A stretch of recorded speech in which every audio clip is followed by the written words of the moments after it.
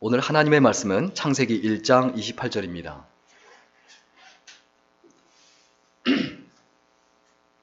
창세기 1장 28절 한 절만 우리 같이 읽도록 하겠습니다. 창세기 1장 28절입니다. 우리 같이 읽을까요? 같이 읽겠습니다. 시작. 하나님이 그들에게 복을 주시며 그들에게 이르시되 생육하고 번성하여 땅에 충만하라. 땅을 정복하라. 바다의 고기와 공중의 새와 땅에 움직이는 모든 생물을 다스리라 하시니라. 아멘. 오늘은 시대적 희망이 되라, 시대적 희망이 되라라는 제목으로 함께 하나님의 말씀 나누겠습니다. 경제가 어려울수록, 쉽게 얘기하면 물질이 없으면 없을수록 마음의 크기가 작아집니다. 그리고 사람들이 자꾸 허황된 꿈을 꿔요. 일확천금을 꿈을 꿔요. 정확하게 얘기하면 꿈다운 꿈은 없어지고 속은 좁아지고 그냥 현실 눈앞에 즐거운 것, 재밌는 것만 추구합니다. 혹시 어떠세요? 사실 경기가 어렵고 경제적으로 어려우면 반대가 돼야 돼요. 속이 좁아지면 안 돼요. 꿈을 잃어버리면 안 돼요. 내 마음의 크기가 넓어져야 돼요. 더 멀리 바라보고 큰 사람이 되는 법을 배워야 합니다. 그렇지 않으면 현실에 휩쓸려 다니게 되어 있습니다.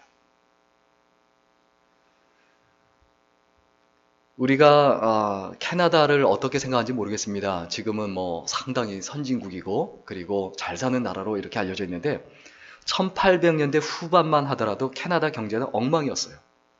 땅덩이만 컸지 할 수 있는 게 아무것도 없거든요. 워낙 추운 곳이기 때문에. 그래서 어떻게 할까 고민하고 막 회의를 하고 갑론을박 싸움과 다툼이 막 있었어요. 어떻게 해야 되느냐. 근데 그러다가 이런 발의를 했어요. 나이아가라 폭포를 최대의 관광지로 만들어서 관광 수입을 좀 올리자. 그럼 그걸 하려면 어떻게 해야 되느냐. 이 미국과 캐나다 국경 사이에 높이 48m 그리고 너비 900m에 이르는 거대한 그 나이아가라 폭포가 있는데 거기에 그것을 정면으로 바라볼 수 있는 다리를 놓자는 거예요. 그러면 그 폭포가 보이는 그 앞부분에 그 900m나 되는 다리를 놓는다라는 게 이게 사실 실현 가능한 일입니까? 말도 안 되는 얘기거든요. 그 당시 기술력으로는 되지도 않죠. 그래서 사람들이 한다 못한다 이러다가 여러 사람들이 시도를 하는데 다 실패했어요. 그런데 그 당시에 건축가 한 사람이 찰스 엘렛 주니어라는 이 사람이 도전을 했습니다. 물살이 너무 세기 때문에 교각을 세울 수가 없어요. 그럼 이걸 어떻게 하면 좋을까요? 방법은 딱 하나예요.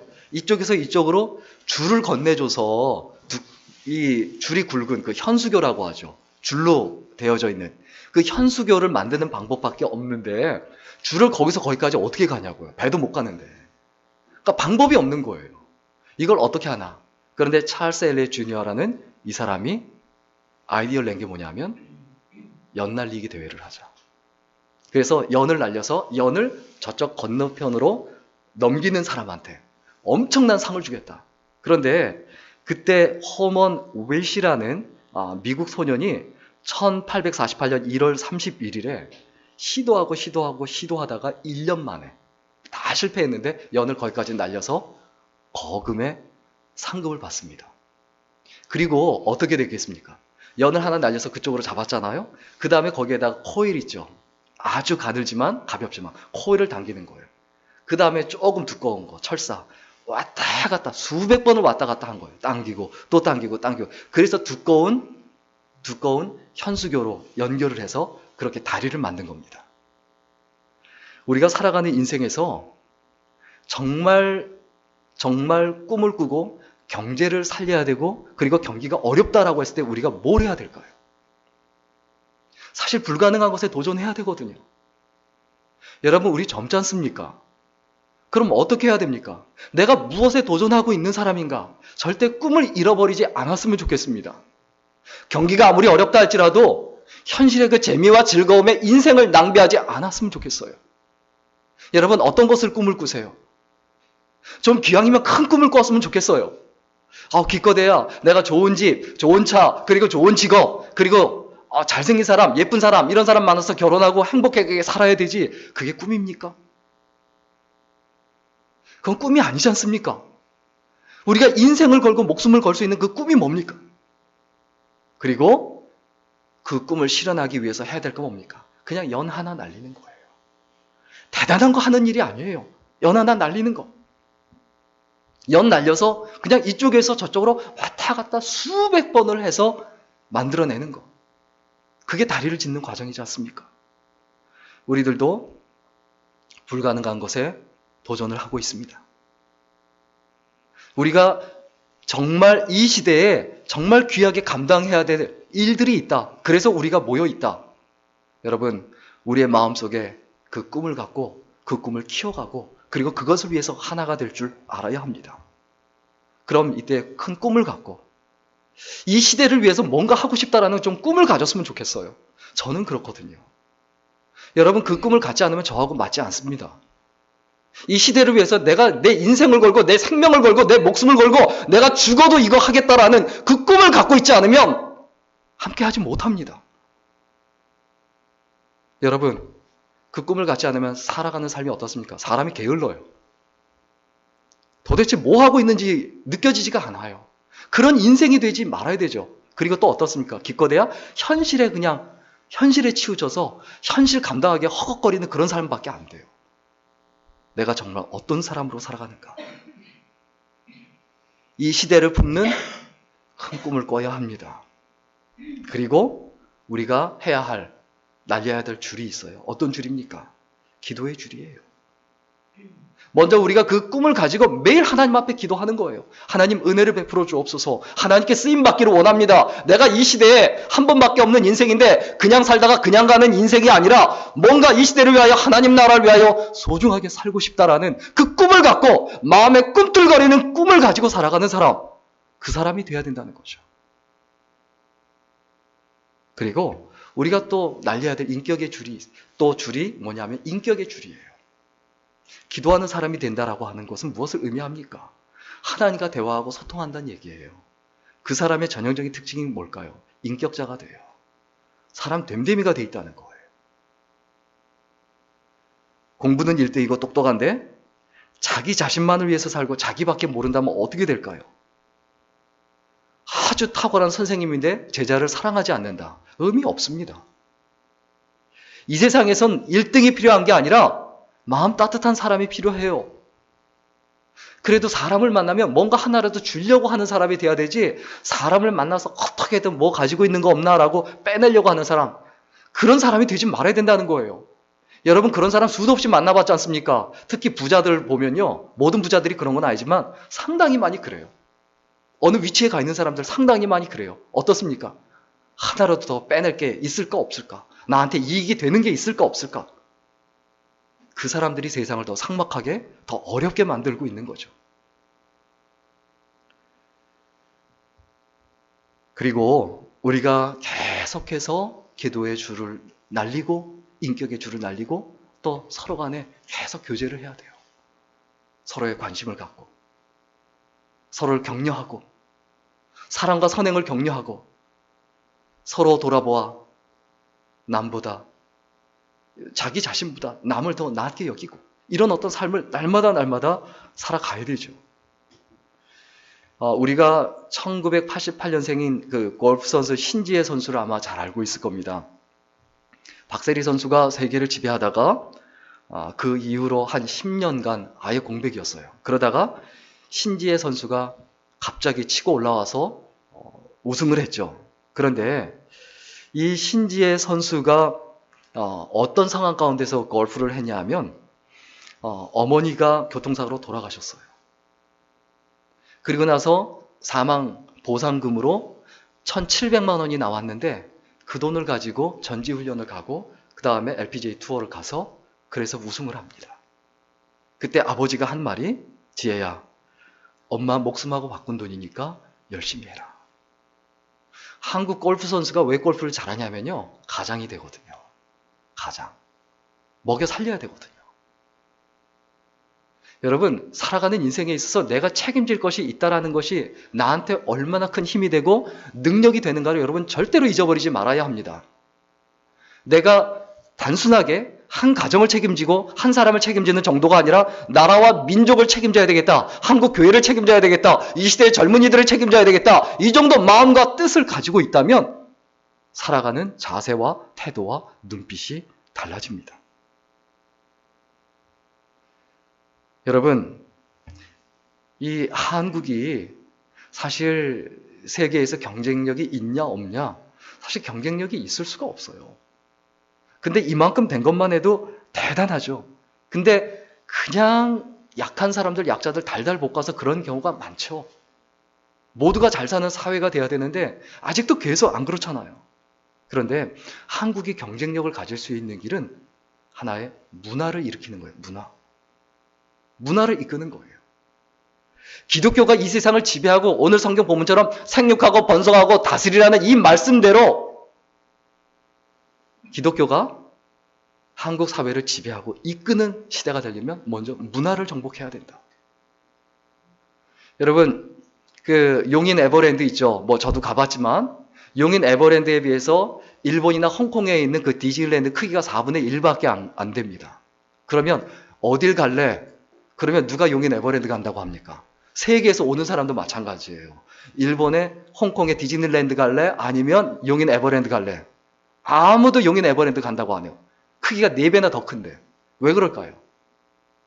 청룡열차, 88열차 아무리 크게 막 멋있게 만들어놔도 뭐합니까? 그냥 디즈니랜드에서 그 미키마우스가 꼬리 살랑살랑 흔들고 있으면 거기 와 멋있다고 난리가 나는데 그게 문화의 힘이거든요.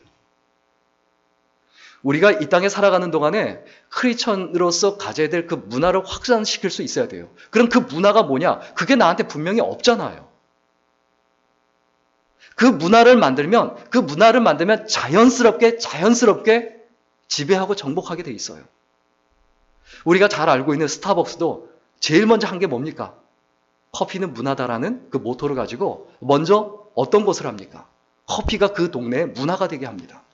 모든 사람들이 똑같은 로고 디자인이 되어 있는 아무도 그렇게 커피에다가 디자인을 해서 로고를 넣을 생각을 안 했는데 그냥 종이컵에다 담아줬는데 거기에다 디자인을 해서 똑같은 디자인을 해서 모두가 갖게 하고 또 출근 시간에 사람들이 제일 많이 다닐 때 사실 보통 세일을 하면 뭐 디스카운트를 뭐 50% 뭐 이렇게 하면 언제 해줍니까?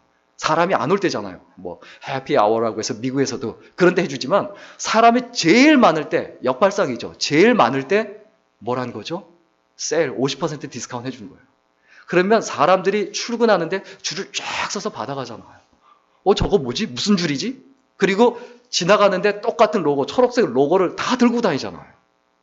그게 뭐냐? 내가 시대적 희망이 된다라는 것은 뭐냐라면 저 사람들이 있기 때문에 희망이 있다, 살만한 가치가 있다, 그런 어떤 의식과 생각을 가지고 있어야 되는데 우리가 점점점 이 시대 때문에 물질적인 것에 너무 매이고 얽매여 살아간다라는 거죠. 여러분, 모든 교회는 어떻습니까? 주님의 피로 사신 교회입니다. 몇 명이 모였든 큰 교회든 작은 교회든 주님의 피로 사신 교회고 그리고 저는 확신합니다.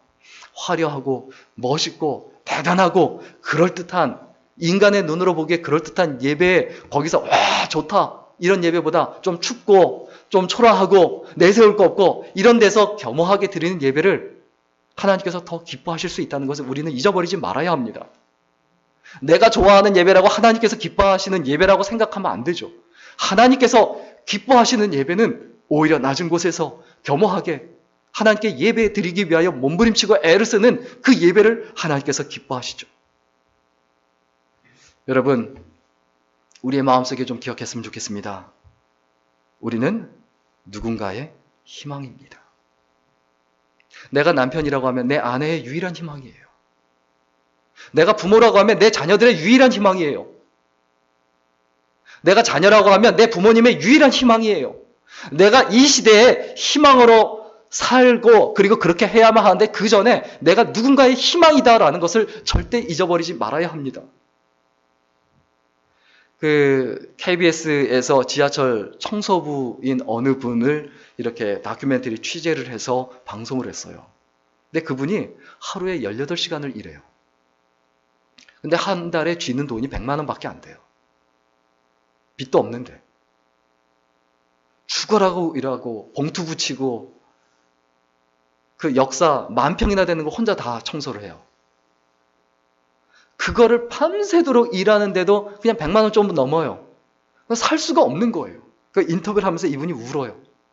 울면서 하는 말이 뭐냐면 오늘 벌어서 내일 잘 살자고 돈을 버는데 오늘 벌어서 오늘 쓰기에 급급하고 오늘 벌지 못하면 내일은 굶어야 되니 이게 얼마나 한심한 인생이냐.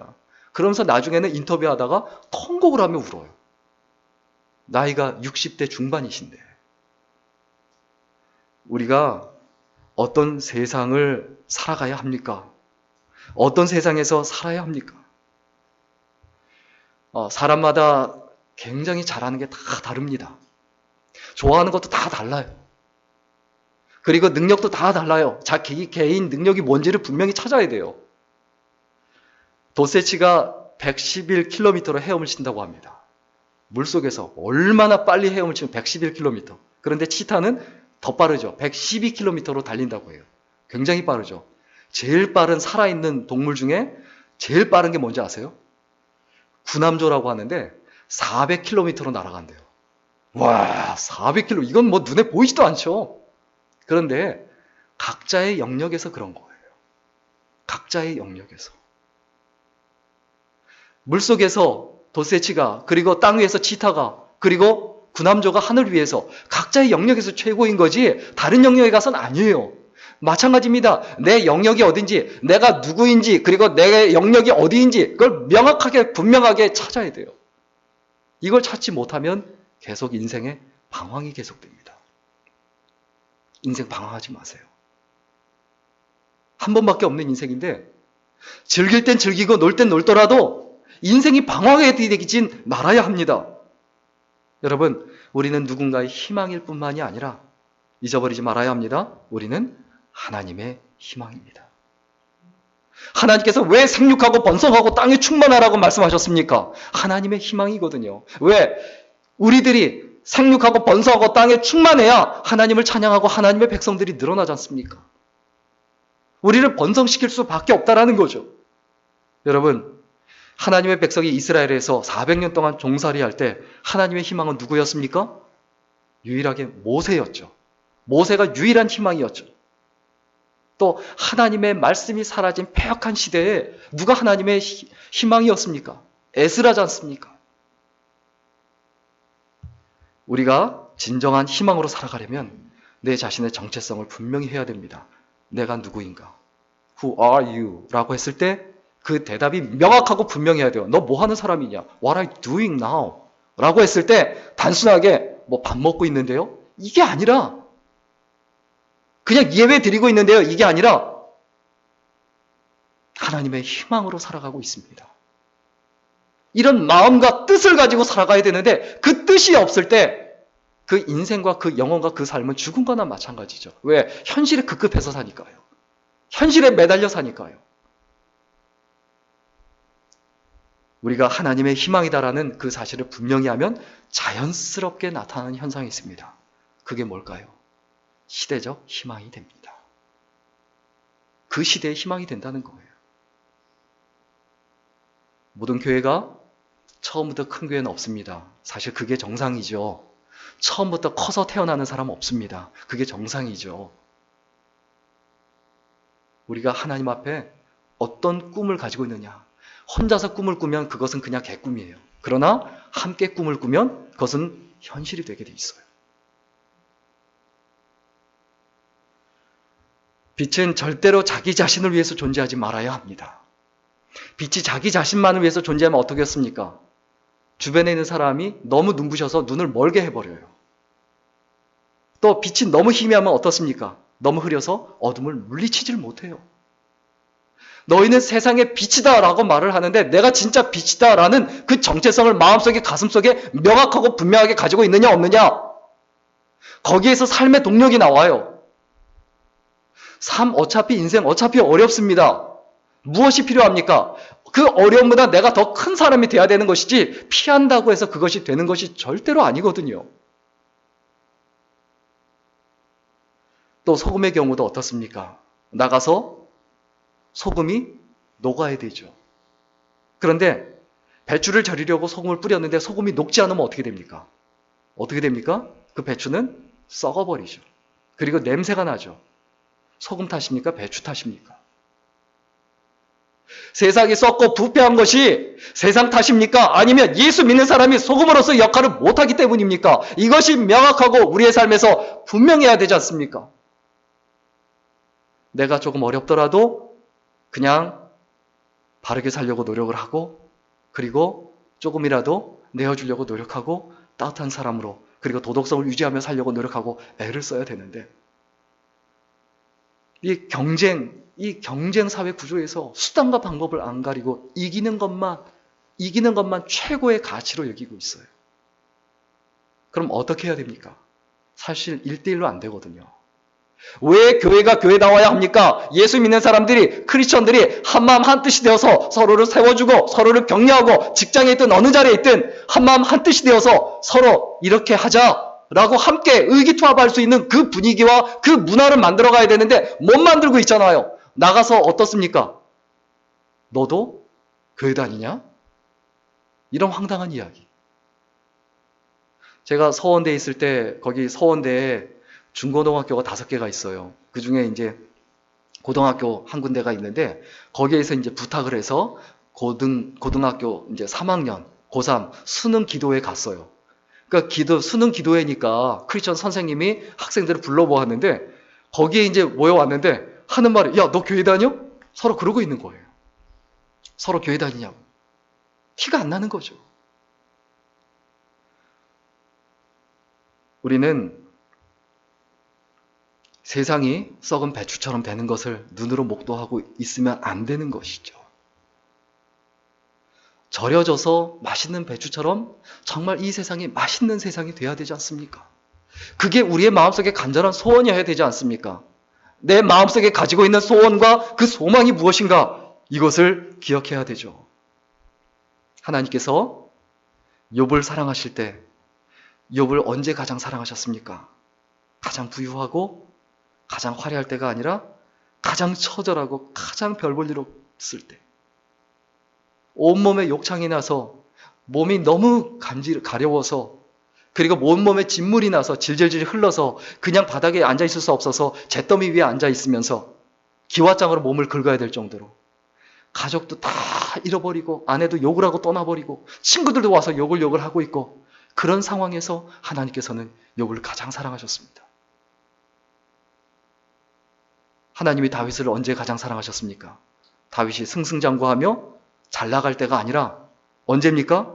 밤새도록 울면서 하나님 잘못했습니다, 내가 죄인입니다 라고 침상을 적시며 울 때, 그때 사랑하시며 불세출에 대단한 왕이죠, 솔로몬 왕을 주셨죠. 여러분, 하나님의 은혜는 우리가 정상에 있을 때나 바닥에 있을 때나 동일합니다. 그러나 내가 바닥에 있고 내가 힘들고 어려울 때 하나님의 사랑이 더 우리를 향하고 있다는 것을 잊어버리지 말아야 합니다. 우리에게 자녀가 있다면 더 몸이 약한 아이에게 더 눈길이 가고 더 작은 아이에게 눈길이 가게 돼 있어요. 저도 아이가 셋이지만 늦둥이 막내한테 더 눈길이 가요. 근데 차별이 될까봐 굉장히 억제하고 자제를 하죠. 자제를 하지만 어쩔 수 없어요. 어리고 약하니까 걔한테는 더 눈길이 가고 더 마음이 아프고 힘들고 어려운 거거든요. 여러분, 이 시간 하나님 앞에 늘 잊어버리지 말아야 합니다. 하나님께서 우리와 동행해 주시고 우리에게 원하시는 건 뭐냐? 그냥 단순하게 하루 벌어 하루 먹고 사는 그런 인생이 아니라, 그냥 잘 먹고 잘 사는 그런 인생이 아니라 이 시대의 희망으로 살아야 된다. 그 희망이 무엇인가? 이것을 다시 한번 깊이 생각하고 고민해야 합니다. 우리 오늘 말씀 마지막으로 한 번 더 제가 읽어드리고 정리하고 마치겠습니다. 하나님이 그들에게 복을 주시며 그들에게 이르시되 상륙하고 번성하여 땅에 충만하라. 땅을 정복하라. 바다의 고기와 공중의 새와 땅에 움직이는 모든 생물을 다스리라 하시니라. 다스리라. 히브리어 마샬, 책임지란 뜻이죠. 무엇을 책임지며 사시겠습니까? 어떤 것을 책임지며 사시겠습니까? 내가 책임지려는 사람이 될 때 나는 큰 사람이 되고 하나님께서 부어주시는 은혜 가운데 있게 되지만, 뭔가 책임지는 게 아니라 하나라도 어디 가서 그냥 빼내고 그냥 겨우 몸부림치며 바둥거리며 사는 삶을 살아갈 때 그 시대적 희망, 하나님의 희망으로는 살 수가 없죠. 우리의 마음속에 기억하고 마음속에 생겼으면 좋겠습니다. 시대적 희망이 되라. 이 말 자체가 뭡니까? 이 시대를 책임지려고 살아가라. 이 시대에 빌붙어서 겨우 살아가지 말고 좀 큰 마음과 큰 뜻을 품고 살아가는 귀한 인생, 그리고 소중한 인생이 될 수 있기를 주의 이름으로 간절히 축원합니다. 기도하겠습니다.